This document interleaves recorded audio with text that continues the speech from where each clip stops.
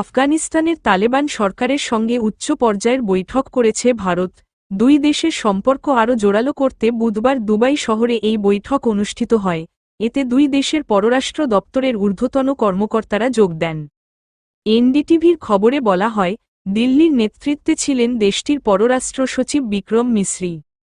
পক্ষান্তরে তালেবান সরকারের প্রতিনিধি হিসেবে ওই বৈঠকে যোগ দেন ভারপ্রাপ্ত পররাষ্ট্রমন্ত্রী মাওলাভি আমির খান মুত্তাকি। কাবুল ও নয়াদিল্লির মধ্যে সহযোগিতা বৃদ্ধির ওপর জোর দিয়েছে উভয় পক্ষ।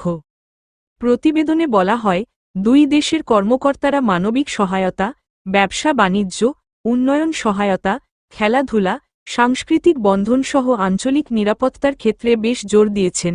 এছাড়া জাতীয় স্বার্থে যৌথ প্রকল্পের ওপর বেশ জোর দিয়েছেন তারা। এ ক্ষেত্রে ইরানের চাবাহার বন্দর নিয়ে আলোচনা হয়েছে বলে জানা গেছে। ভারত আফগানিস্তানের স্থলসীমান্তের বিষয়ে আলোকপাত করেছেন বিক্রম মিসরি। দ্বিপক্ষীয় ওই বৈঠকে কাবুলের স্বাস্থ্যসেবার মান বাড়াতে আরও মানবিক সহায়তার প্রতিশ্রুতি দিয়েছে ভারত। সংশ্লিষ্ট খাতে ওষুধ সরবরাহ এবং শরণার্থীদের পুনর্বাসনের বিষয়টিও তুলে ধরেছে দিল্লি। আফগান নাগরিক এবং তাদের সরকারের সঙ্গে সম্পৃক্ততায় সমর্থন অব্যাহত রাখায় ভারত সরকারের প্রশংসা করেছেন কাবুলের মন্ত্রী।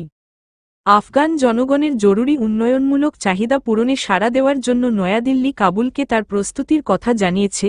উন্নয়নমূলক কর্মকাণ্ডের বর্তমান চাহিদার আলোকে সিদ্ধান্ত নেওয়া হয়েছে যে দ্রুতই উন্নয়ন প্রকল্পে জড়িত হওয়ার কথা বিবেচনা করবে ভারত।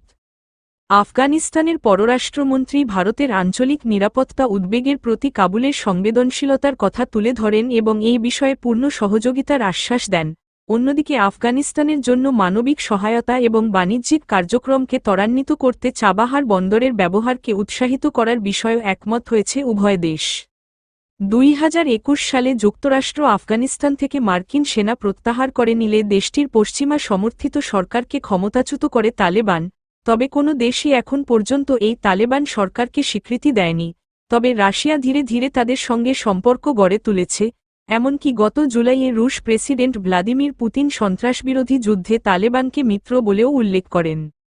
ভারতও তালেবান সরকারকে স্বীকৃতি দেয়নি এবং ওই বছর তালেবান নিয়ন্ত্রণ নেওয়ার পর কাবুলে তাদের দূতাবাস বন্ধ করে দিয়েছে। 2023 সালের নভেম্বর মাসে নয়াদিল্লিতে আফগানিস্তানের দূতাবাস বন্ধ হয়ে যায়, কারণ তালেবান দ্বারা উৎখাত হওয়া আফগান সরকারের নিয়োগপ্রাপ্ত কূটনীতিকরা তাদের ভারতীয় স্বাগতিকদের কাছ থেকে ভিসার মেয়াদ বাড়ানোর ব্যবস্থা করতে ব্যর্থ হন।